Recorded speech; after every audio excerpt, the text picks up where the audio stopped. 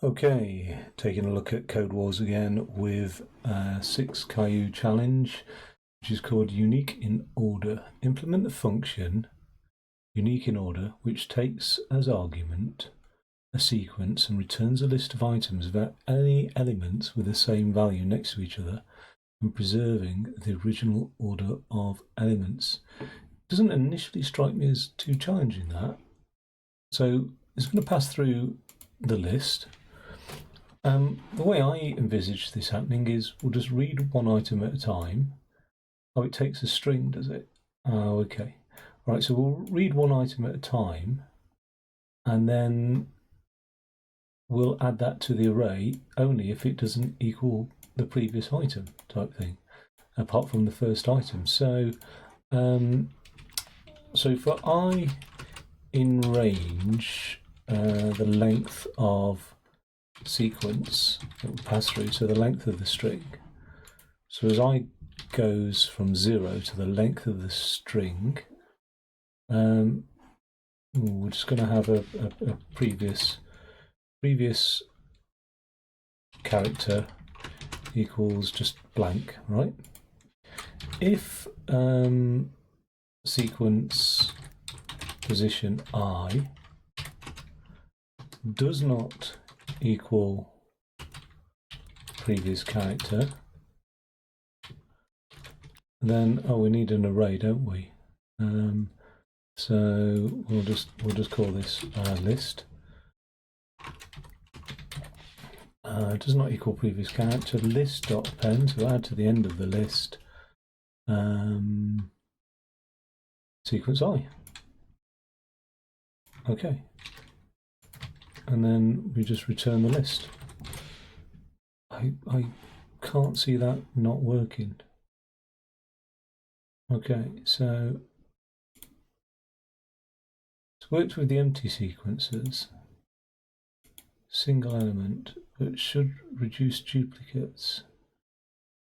And it hasn't, it's just given me, oh yes, because I've never actually stored it into the previous character, right? So liz.append sequence and then the previous char equals the current character as well. Let's just test that now. Okay, let's attempt that. That seems to have worked nicely. Let's submit that and just see the one-liner done in like regular expressions or something. You know what I mean? Like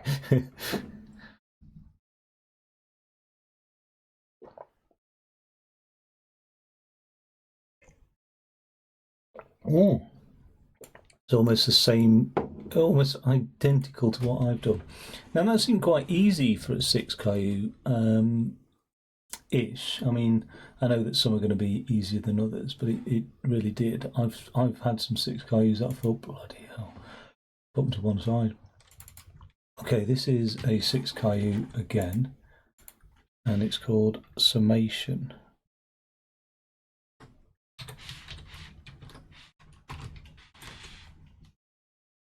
Okay, summation.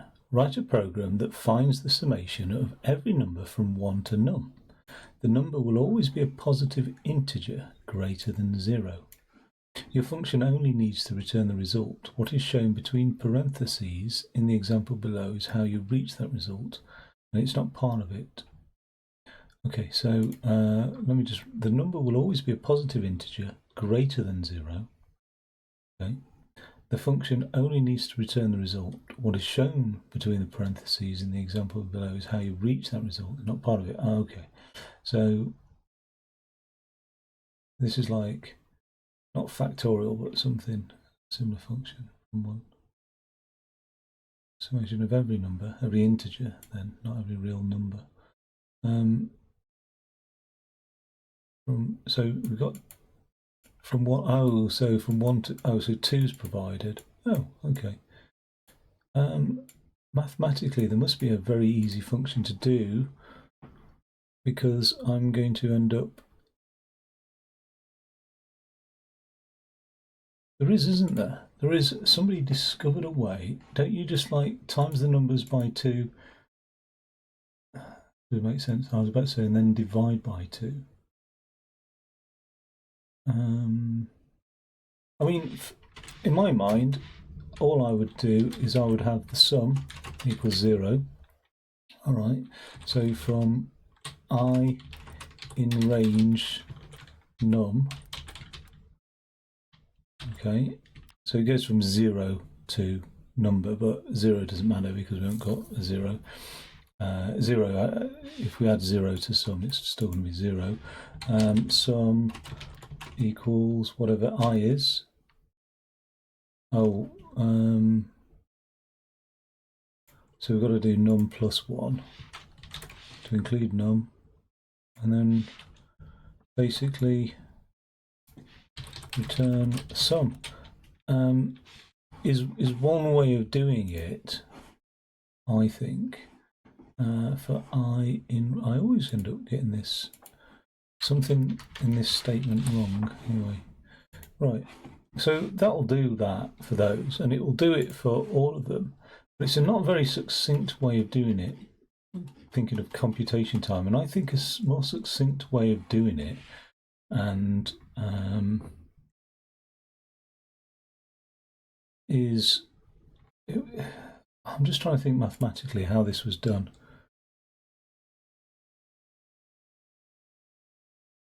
I think it's something like, we'll try it for even numbers, just for a start. Like, if you've got to add up the numbers from 1 to 6, you'd add up 1, 2, 3, 4, 5, 6, right?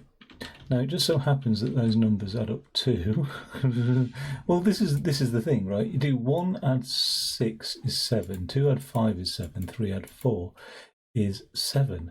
So it adds up to 21. So in a way, what you're doing is you're saying 1, 2, 3, 6, 5. That's not a 3, is it? That's a 4. 6, 5, 4. I don't know which mathematician, if any, is credited for this, to be honest. So they all add up to 7. So the formula I'll be looking for is like, that's the value num. So it's num divide. Well, I'll have to have a look at another case just to 1, 2, 4, 5, 6, 7, 8. Right, then we end up with 9999. So I'm guessing it's num plus 1 times by half the numbers. So that would be 8 plus 1 is 9 times by 4. But what happens when it's an odd number? So something like 1, 2, 3, 4.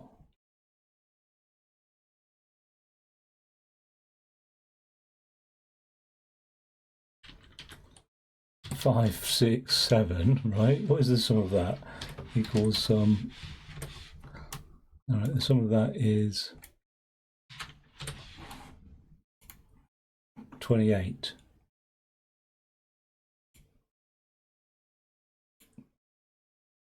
How do we get to 28 when it's an odd load of numbers?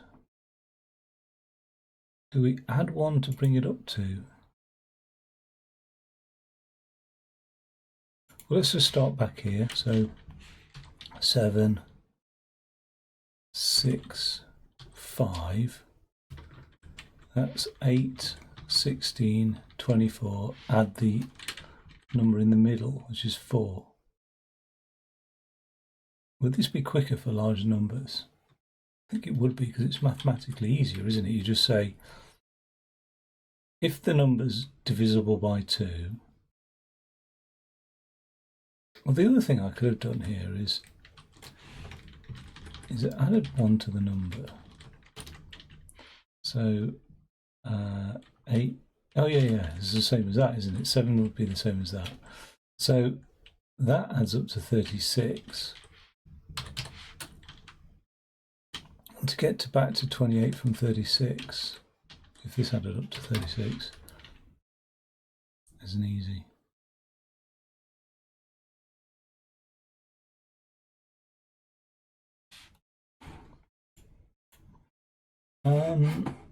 Let's try it. How to multiply, how to sum consecutive numbers. Ah, Gauss's clever formula. N divided by 2, multiply the first number, add the last number, is a sum where n is the number of integers.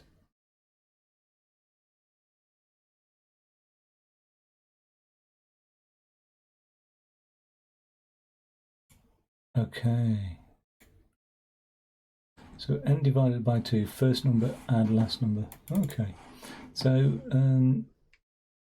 I sort of want to, so that's my original method anyway, of which I'm just going to comment that out. Now, can I do that like this? No. There's no like function here to just push out these into comments, is there? So let's just do it like that. And let's just go here. So what did we say?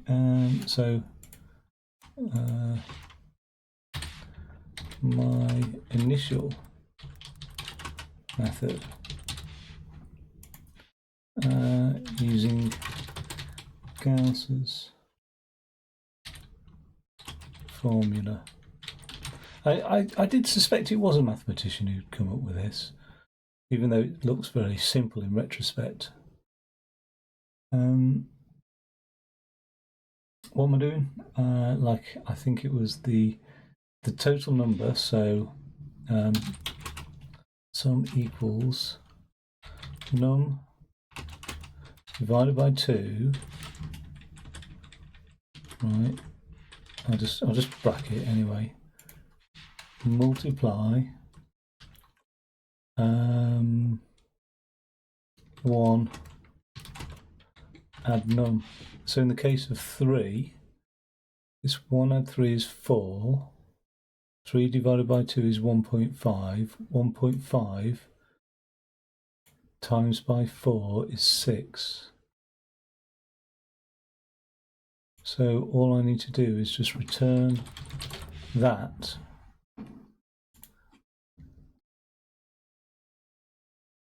Okay, sweet.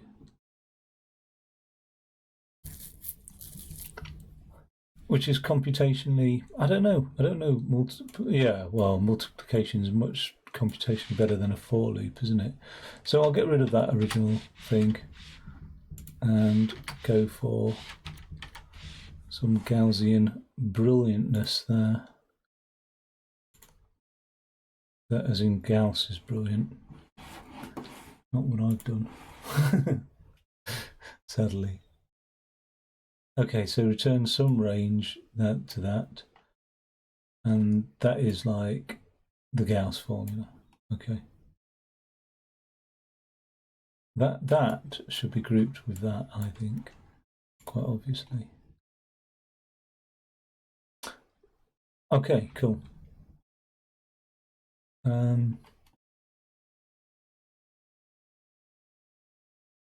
Let's move on to the next one.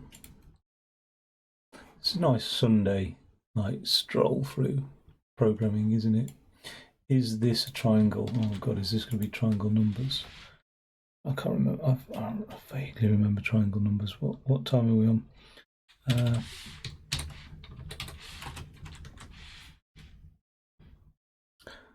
Is this a triangle? Implement a function that accepts 3 integer values, a, b, c. The function should return true if a triangle can be built with the sides of given length and false in any other case. In this case, all triangles must have surface greater than 0 to be accepted. So 1, 2, 2 is true. 4, 2, 3 is true. Now, how would I know if that could be a triangle or not. Okay.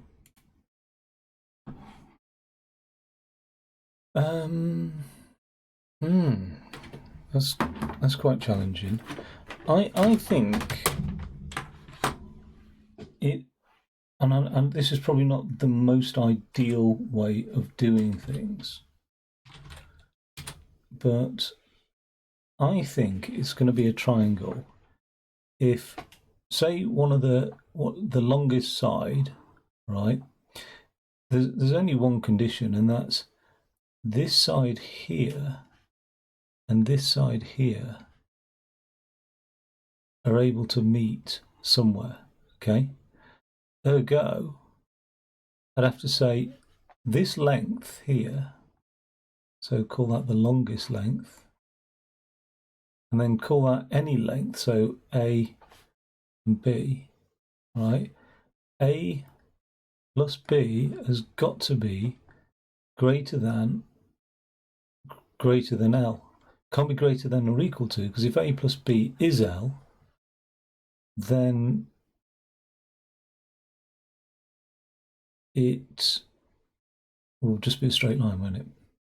I don't know about the case of the negative one, because if we had like a grid here and we said L is -5, doesn't really make much sense, does it? Because then, so I think in the negative case, it's just going to throw out a false, really.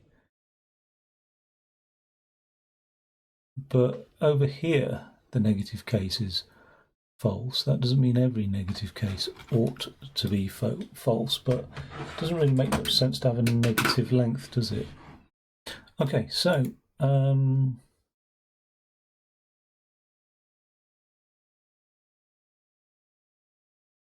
now, in order to, is there a better way of saying this? Like, not just A plus B is greater than L, but as long as like L minus B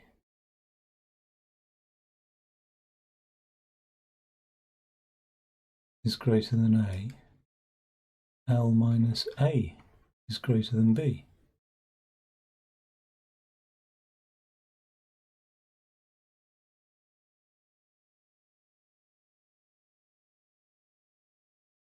That doesn't make sense, because that's the opposite of that. If we minus A from that side, we're saying B greater than L minus A. So, like, if we had a 2, 2,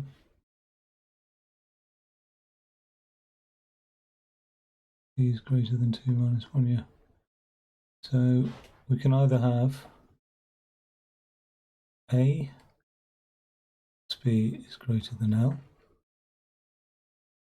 B greater than L minus A, or A is greater than L minus B. So some formula that I can just use to say it doesn't matter about finding the largest number. We just, there isn't really, is there? I don't think. Okay, all right, that doesn't matter then too much. I mean, it's going to pass me through a tuple. I think it passes through a tuple. 1, 2, 2, yeah. So, oh no, 3 variables. Okay. So,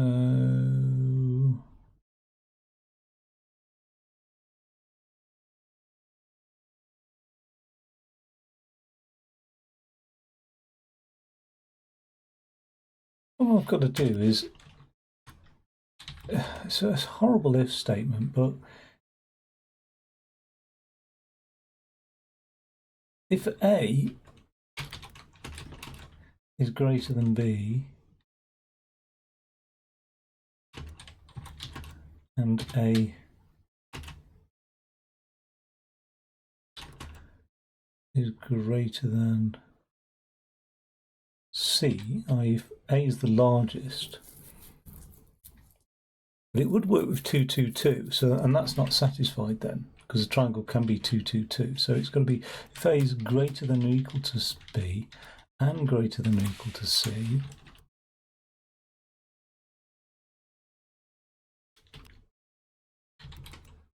if A is less than B plus C, return true. God, this is horrible though, isn't it, really? Else if, and now I just have to do it for B as well. B is greater than or equal to A, and B is greater than or equal to C if B is greater than A plus C, return true. And then finally, else if C is greater than or equal to A and C is greater than or equal to B. If C is greater than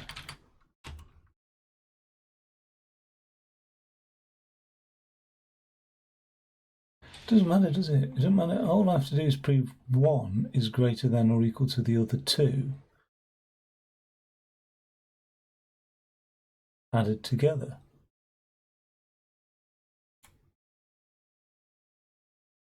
Let's do it this way anyway. If C is greater than A plus B, return true, else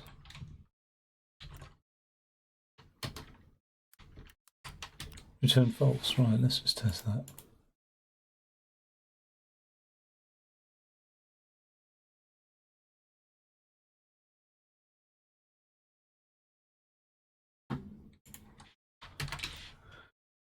Okay.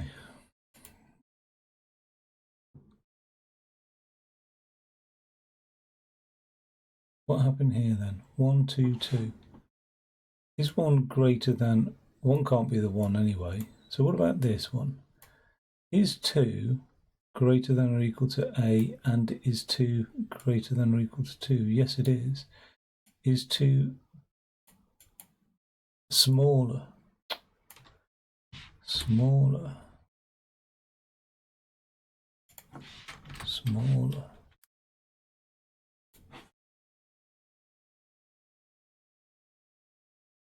7, 2, 2. Right. Is A greater than or equal to B and greater than or equal to C? It is. Now, is A smaller than B plus C? It's not. So we need to return a false here.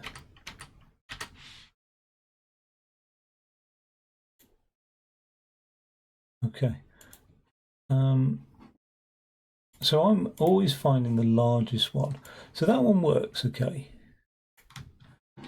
But what was I harping on about? I was saying I could just do this test here. So skip all that other stuff. Let's just get the indentation right. If A is greater than or B or plus C, or C is less than equal to A plus B, return true, else return false. Okay. What's that look like? Now, that's interesting. A is less than B plus C. That's not true.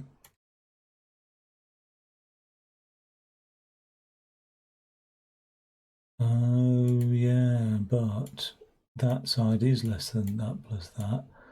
That doesn't prove shit. It's always got to be the longest side, hasn't it? Okay, all right, well then let's just do it the original way.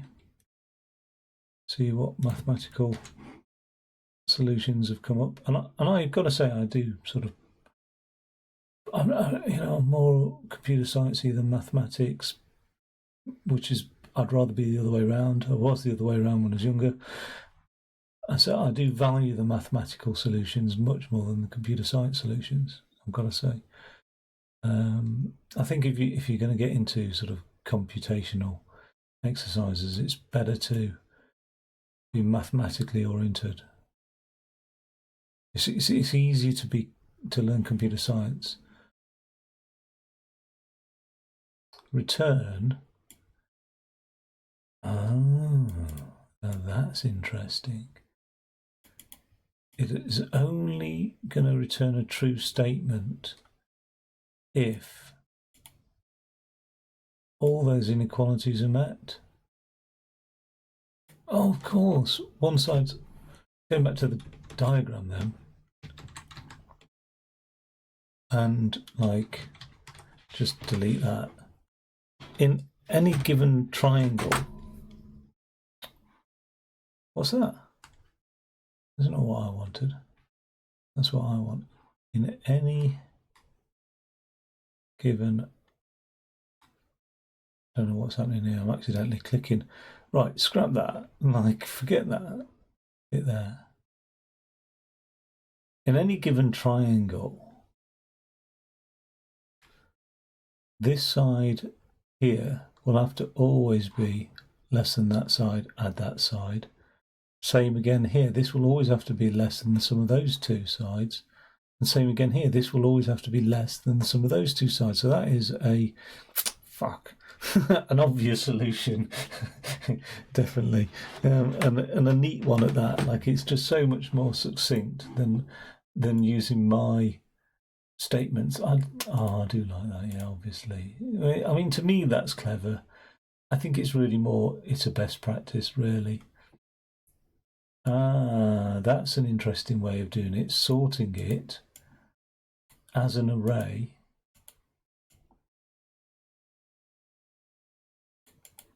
I didn't know you could sort like that. A, B, or C equals, yeah. And a sorted array of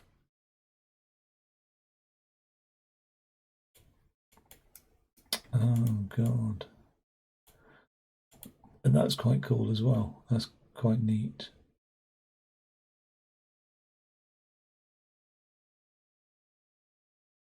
Yeah, all right. Okay.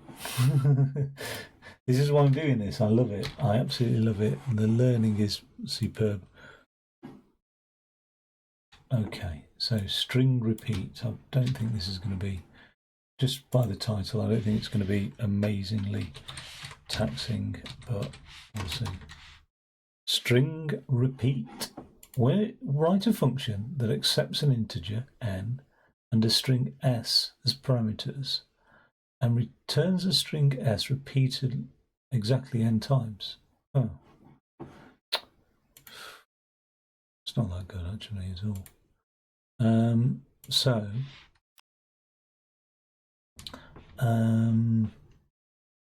We just return. I think you can just multiply a string, you know. I think you can just return string times repeat. I really do think you can do that. I could be wrong. Yeah. God, that's the quickest one I've ever done, isn't it?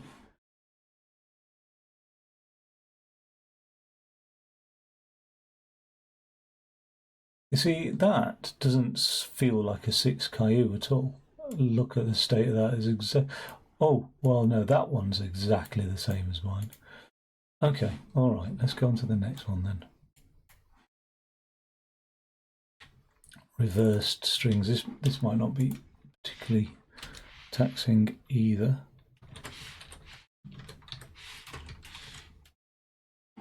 Reversed strings. Complete the solution so that it reverses the string passed into it. Again, I think there's a Python function to reverse. I don't know if it applies to strings, but if I just go return string dot reverse, does that not work? It has no attribute reverse. Okay, so but you can reverse an array, I think.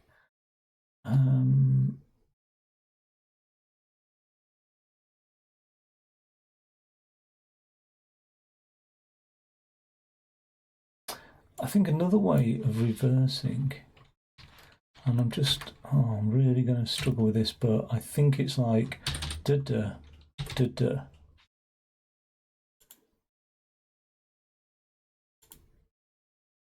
Okay, all right. And I say I'm really going to struggle with this because I don't fully grasp it. This you can apply. These colons can be a way of slicing an array, which a string you can treat as an array. Whether or not a string is an array of characters or not, I'm not sure, but certainly you can treat it that way. And this just means from the last character, get every character in a reversed thing. I don't know. I mean, that'll do.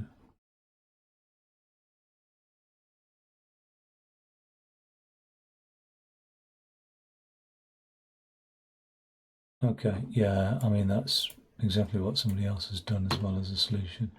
Has anybody done a real fuck of a solution? This one, look at this. String length equals the length of the string. Oh, this is me any other time. Reverse string is an array. If string length, if the index is less than the string length plus 1, reverse string, oh my god, that's funny.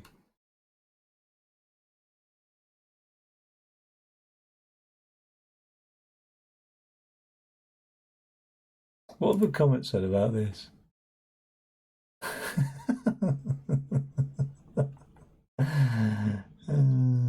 When you need to meet the new word count, that's funny. Anyway,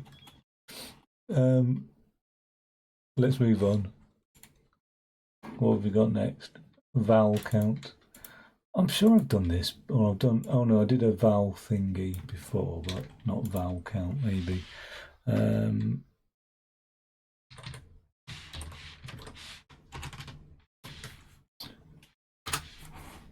Vowel count. Return the number and count of vowels in the given string. So A, E, I, O, U, but not Y. The input string will only consist of lowercase letters and or spaces. Ooh, spaces as well. So all I have to do is count equals 0. So we create a variable called count. I've got count equals O. I don't know why I do that. My brain does it. It hits the O is next to 0 on the keyboard as well, which makes it worse for me.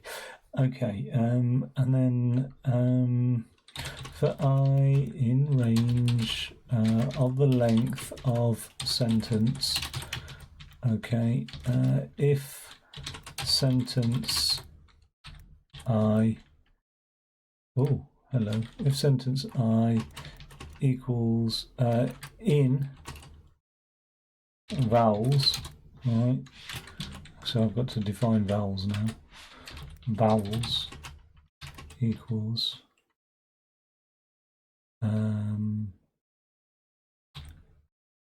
A, E, I, O, U, right, A, E, I, O, U, A, E, I, O, U,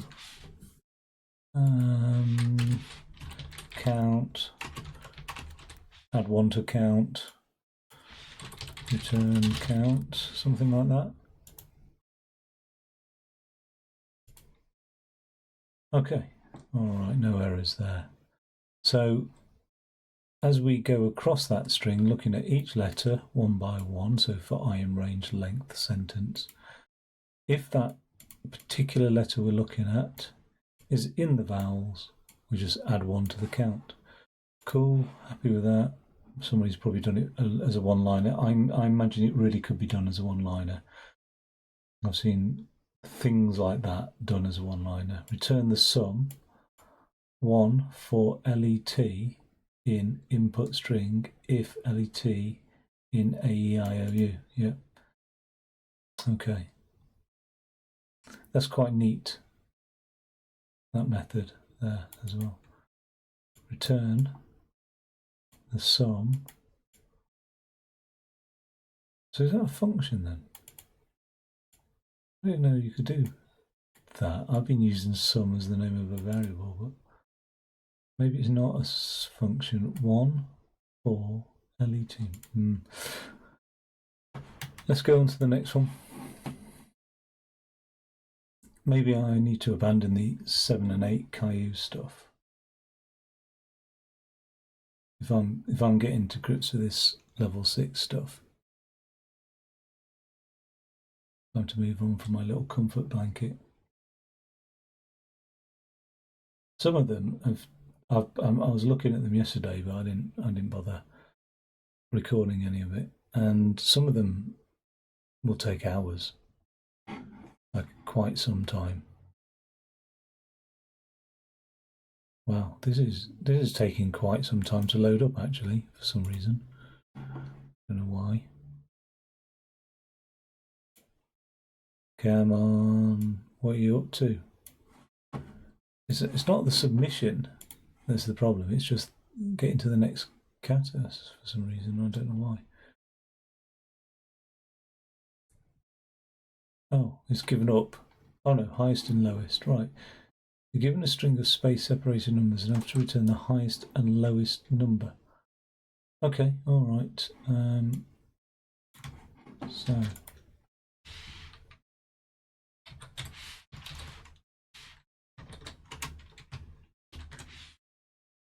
highest and lowest. In this little assignment, you're given a string of space-separated numbers and have to return the highest and lowest number.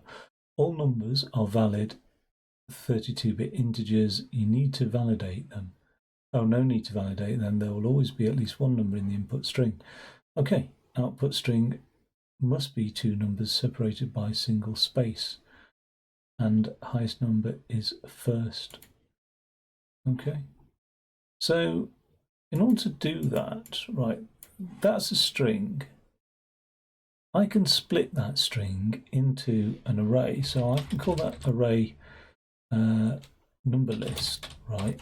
And that is numbers dot split, and by default the split will be by spaces, like that. And then if I just, I think this is right, if I just now print number list, all right, it seems to have done it perfectly. Okay, numbers dot split. It's stored it as strings, so can I int all that, or do I need to int it somewhere else? No, argument must be a string. Okay, how do I, on the fly, I've split it into an array. And now, over that array, I'm going to be returning a string anyway. So let's keep it as a string.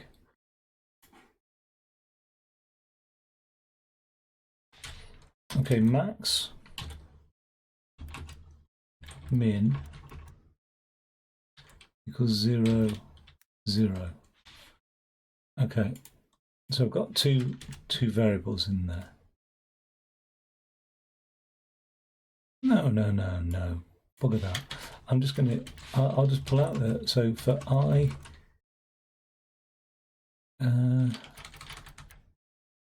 for element in num list, right, I'm going to just reduce the name down a bit.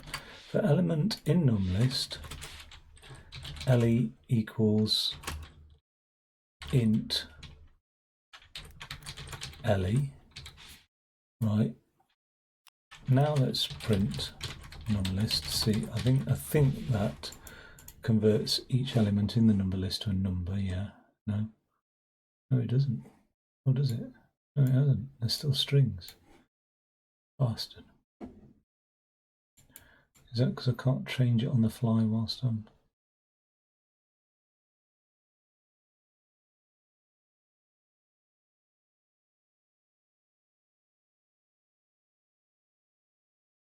How am I going to... Okay.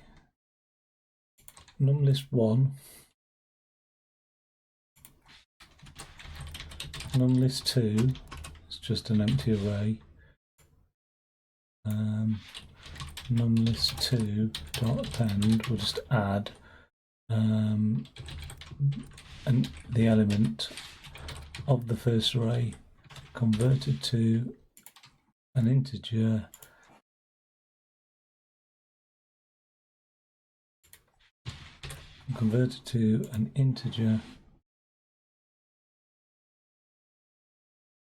for LE in num list.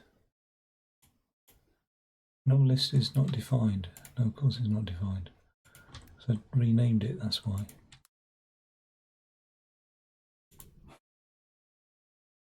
Okay, that's better. Right, so they're now stored as integers. To get the max integer out of a Python list, so Python find highest, without me actually coding up a bloody algorithm to do that, find highest value in list. I think it's just going to be the max, yeah. And then there must be a min. I'm going to assume there's a min. Okay. Return. So we're going to stringify it. Return the max. Oh, num list 2 dot max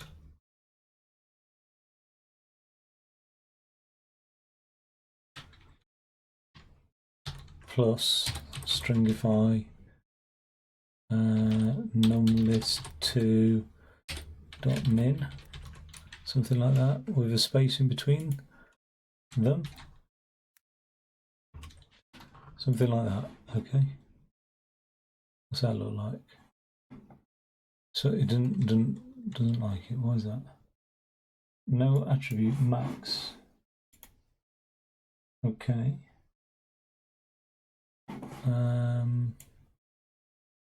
It's because that is a method. Then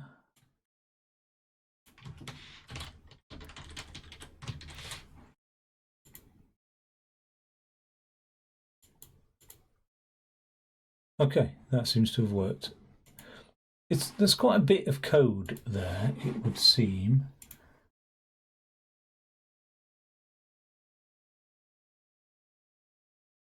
For what it does. Yeah. Maybe not though.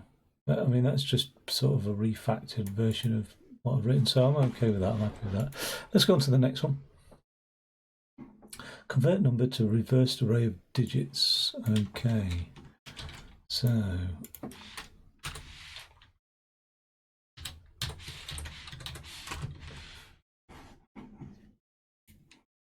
convert number to reversed array of digits. Given a random non-negative number, you have to return the digits of this number within an array in reverse order. Convert to a string, stick into an array, reverse the order. So I think I can return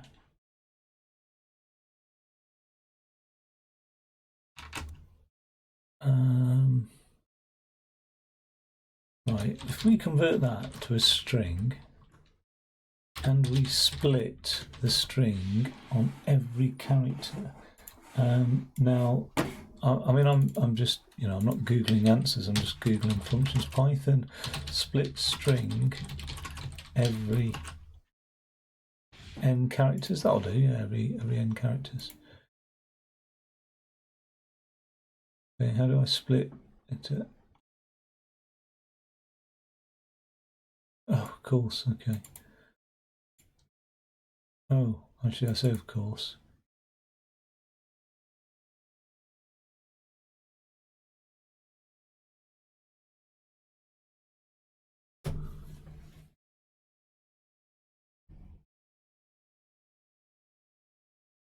I mean, I could do it as a loop, I suppose, but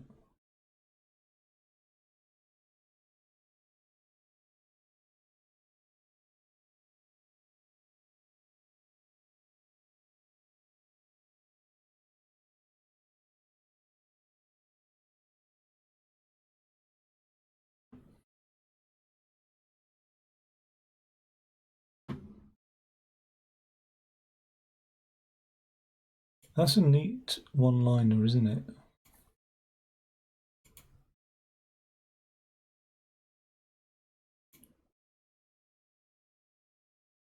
But I in range 0 to the length of the line every n characters.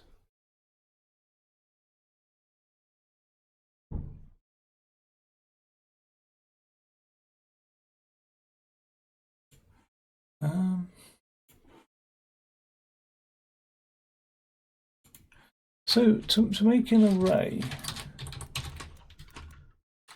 or a surrey, right, I would just do an n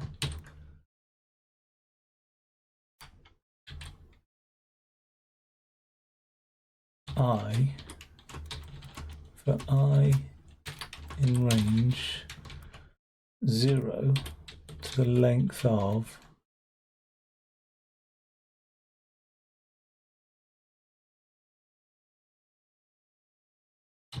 the string of n. Alright, but that doesn't make sense, so I'd have to go do an str n I. Let's just print that array.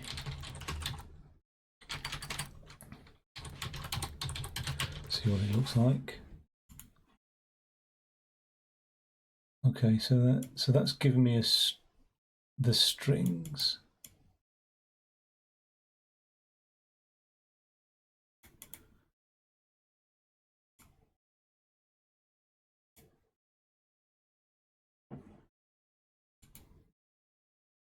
So let's do it the other way around. Let's str n, and now we don't str n.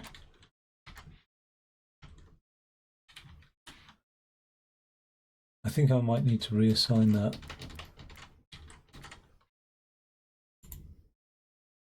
Okay, now I do. N equals strn. Okay. And now I can just convert this to an integer. Okay, and what am I doing again? Can't remember the bloody instructions now.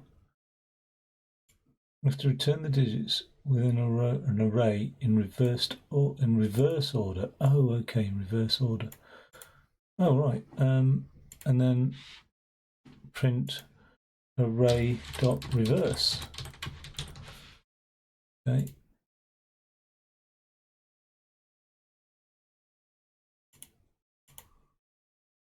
Got nothing there.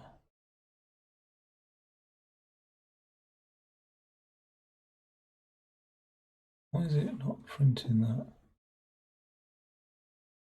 All I did was add a reverse in there.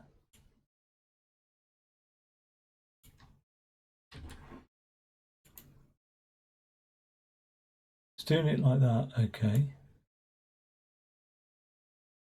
352. Oh, it is reversed for some reason. It's already reversed. That one was. Oh no, or is it just palindromic? No. 35231. Oh yeah, no, it's not. It's what is it? Okay. I think it's array.sorted reverse equals true, something like that. Third attempt at spelling that.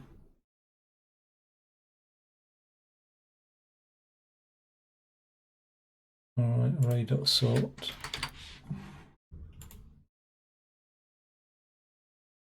The log, nothing's printing out. Alright, let's just return it.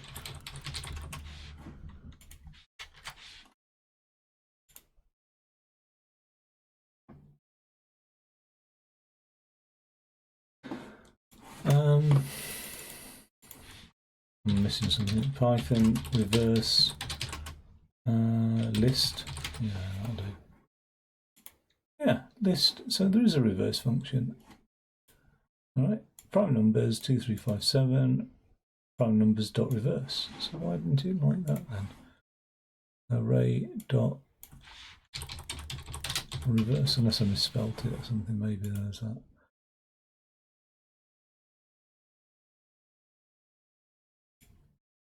What?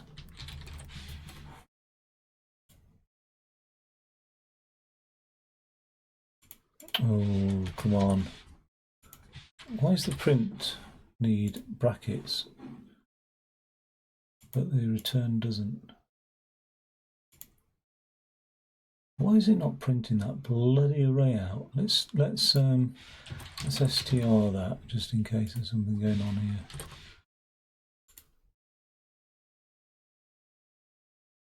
What was never closed?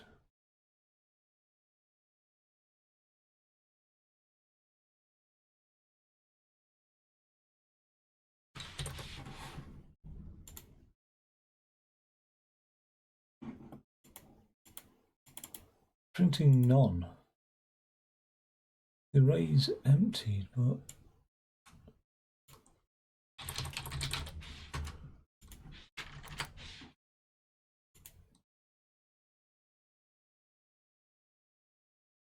I'm getting none back out. Why am I getting none back out?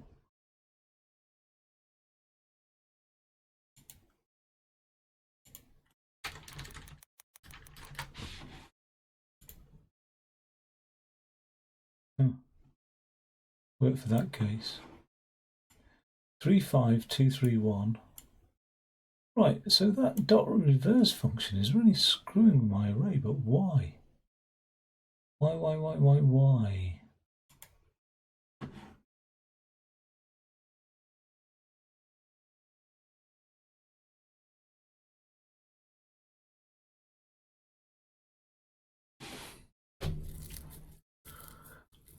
I'm just going to return that. See what happens here.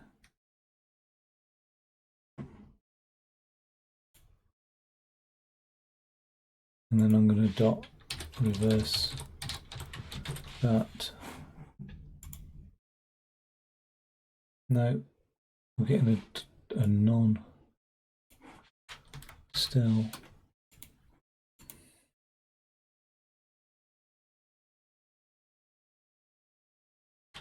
Let's do an array dot reverse there, and then return array here. I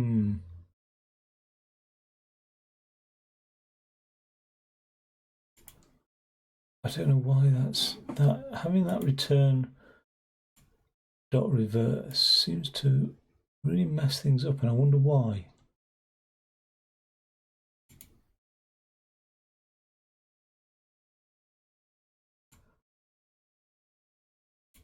What happens if I do a reverse array here? Right. Take that out. Take that out as well. Let's test that. No, it's not a method I can call. Okay. So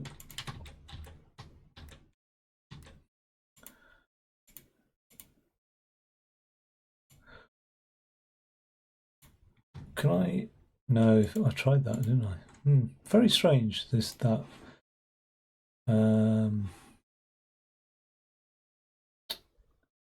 Situation there. Very strange, actually.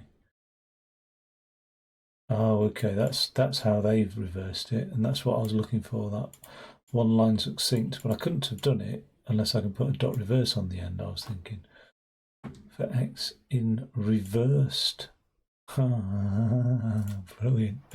Okay, that's really good as well. Yeah, those are quite neat solutions as well.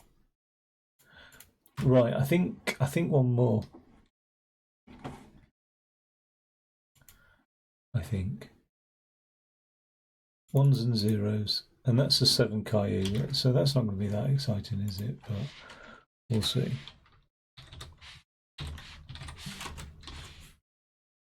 Ones and zeros. Given an array of ones and zeros, convert the equivalent binary value to an integer. Is treated as 001, which is the binary representation. Okay. All right, well, can vary in length, not just limited to 4. Okay, so I presume what it really wants me to do is to write the algorithm to convert, not just use the function int and binary, I presume, whatever's built into Python. It actually wants me to go through and convert that to a binary number, which is fine. I can happily do that, I think. Okay, so each position of let's get Excel. Let's get Excel on the go. Right, this is a refresher for me. A binary number is made up of powers of 2. So 2, 4, 8, 16, 32, 64, right? And if you have like 0, 1, 1, 0, 0, 0, something like that, you then add up what that represents. So that represents 16, add 4,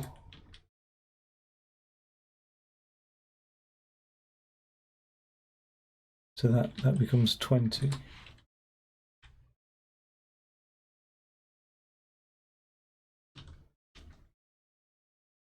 Wait, no, I've fucked that right up, haven't I? Already. 0 is in binary is 0, 1 in binary is 1, 2 in binary is 1, 0. Right, so I have fucked that right up. That's a 1 there. God. Oh, it goes to show how long. It's been a long time since I've thought about this stuff. Okay, all right. Let's just put 1 there. So we've got 16, add 4, add 1 is 21. Binary to decimal converter, right? Let's just check that fucking shit out because I'm not 100% convinced. What did I say? Something like, oh, where is it? 10101. 10101. Right, that should be 21. Right, okay, so it's all power. It's powers of 2 starting with a 1. Okay. So what we need to do is we need to reverse the array for a start. So array, don't know what that indent part one, dot reverse. Okay. So we start with the smallest number, and then for I in range,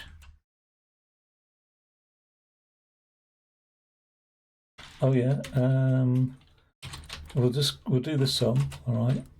So for I in range, I is going to start off, and let me just have a look at this now. God, there's so many math things that I'm behind on. That's 2 raised to the power of 1. Anything raised to the power of 0 is a 1, I think. Oh God. Alexa, what is anything raised to the power of 0? Good afternoon, James. From sciencing.com. Anything raised to the power of 0 becomes the number 1. Yes. Alexa, stop. Okay, so Alexa, stop. Right, now, just before she doesn't go on a bit afterwards as well. If there's anything else I can help you with, would you like me to order some grapes from Amazon? Right, unfortunately this microphone picks up my things under the breath, doesn't it, really? Okay, so those are the binary positions, that's fine. So all I have to do, right, this isn't too bad actually. All I have to do for an algorithm to convert a binary number for I in range length of the array, right?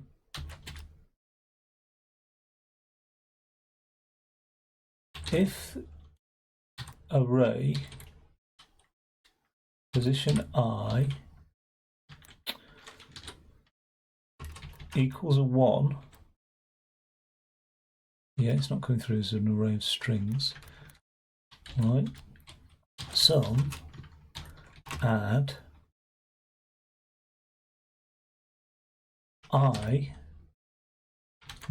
two raised to the power of I. Is that it? Okay, it doesn't feel right, does it? Return sum. Doesn't quite feel right, that, but let's see. It is bloody right. Okay. So I've reversed the array to start. So it's, instead of starting off, because I don't know the length of the array, so I always want to start off with the smallest number. And therefore the first position represents ones, and how many twos, and how many fours, and how many eights, etc. So I'll reverse the array, and then just keep a running sum. Now I could return. Let's try and make this succinct, all right? Because I've not done that before. Return the sum of 2 times I for I in range, the length of the array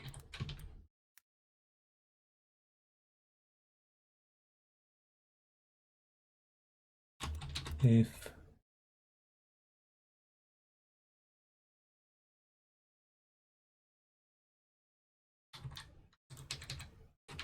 array I equals 1. Jesus, that doesn't look right, does it? Bloody hell. Let's just copy and paste that one over, right? That's in theory getting rid of all that gubbins there.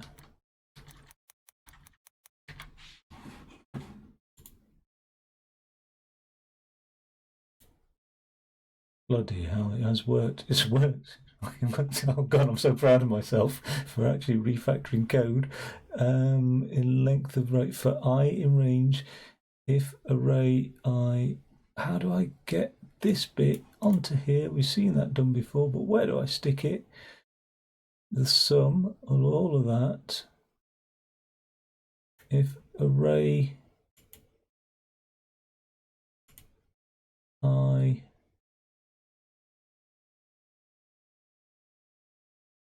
I don't know. I don't know is the answer. I'm going to go for that. I would have loved to have got a one-liner sprouted out there, but I can't. And not got brains for it. Return the integer of map str array. What? Dot join.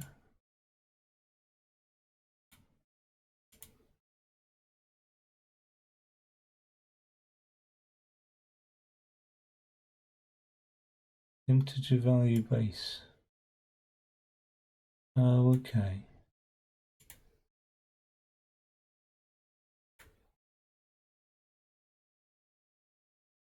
There are better, simpler one-liners, are there? Where are the better and simpler one-liners? How do I get rid of those comments now?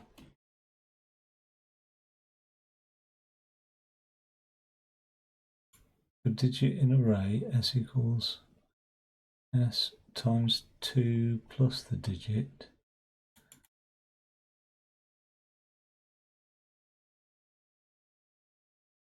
The sum is the digit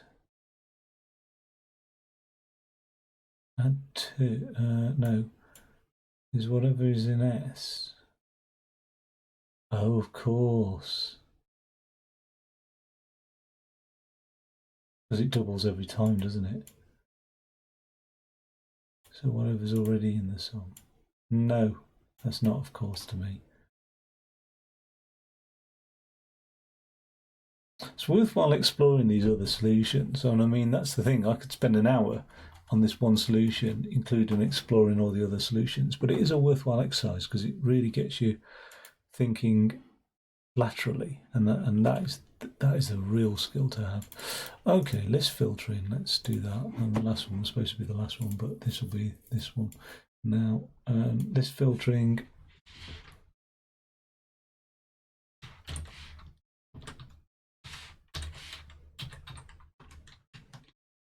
List filtering. In this kata, you will create a function that takes a list of non-negative integers and strings and returns a new list with the strings filtered out. Oh, okay, all right. So I think there's a way to do that, and that's to test the type. Now, return a new list with the strings filtered out.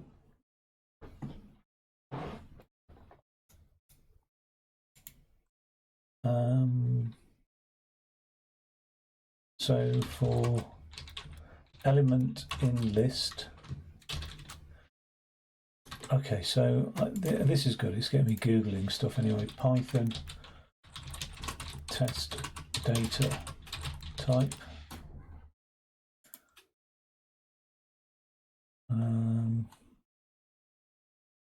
Type built-in function. Type int. Okay, so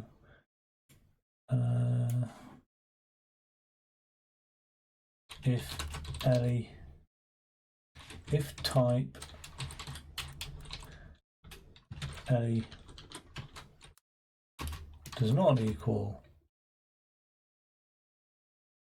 int, something like that, then get rid of it.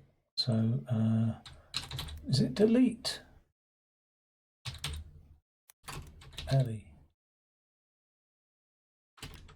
and just return the list or something like that? It's probably not. It's probably miles away, but 1, 2. Oh, right. The input 1, 2, AB.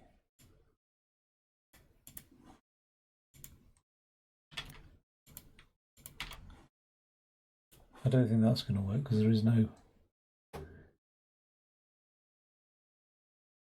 Okay.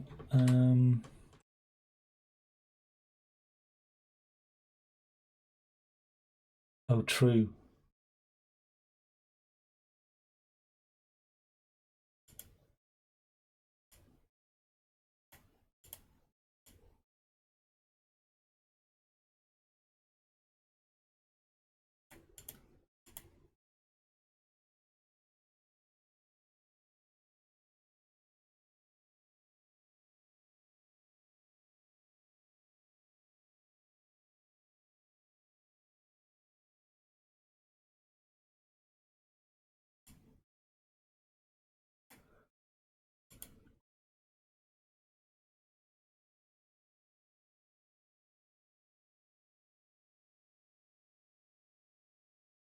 I just don't know how to use that in an if.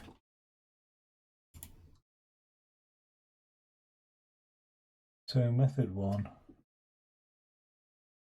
So we're using a lot of print functions. Is instance a type int? Okay, that's one way of doing it then.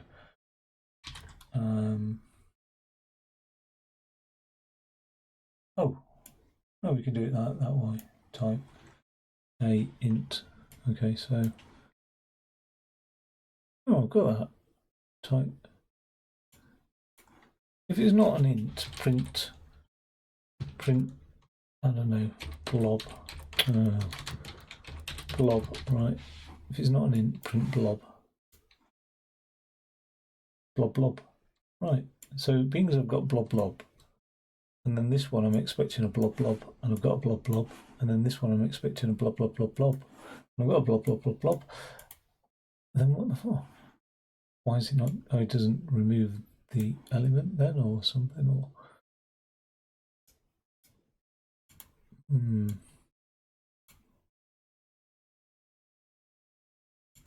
Return. What am I returning? A list or a? Yeah. Return element in L if LE if type LE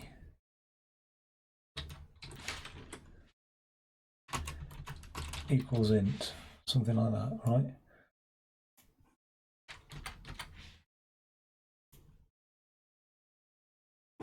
Expected else.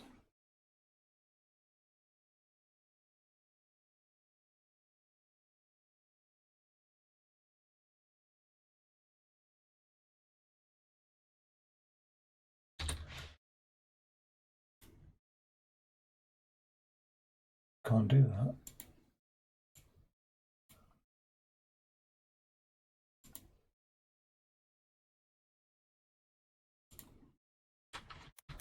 So where?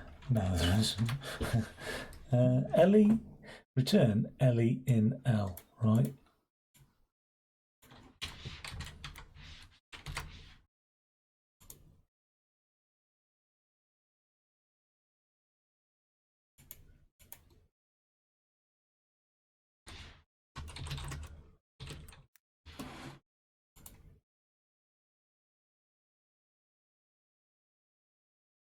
And then this is if LE equals 1. Okay, if LE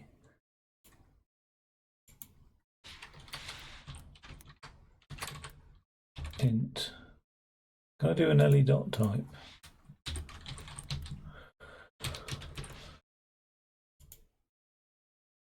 No, it doesn't like that.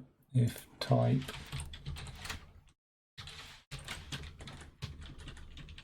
LE equals int. Oh, I've got a one-liner done. Oh, that's so satisfying to leave on a one-liner. Oh, that's lovely. That is lovely. What does that read as then? So return an array of elements for each element in array L that has type integer. Right, that'll do. All I've done is added a comment, so it shouldn't really, well, I suppose any change will mean it has to re-verify. Look at this, somebody else's. Oh no, that's not their comment. I for I in L, if not instance I string. Okay, yeah. Or I've done it the other way around and said if it is an integer. Well, technically, I think it said if it's not a string, if it's a string, filter it out. So technically, I've done it wrong actually because I, it could have picked up.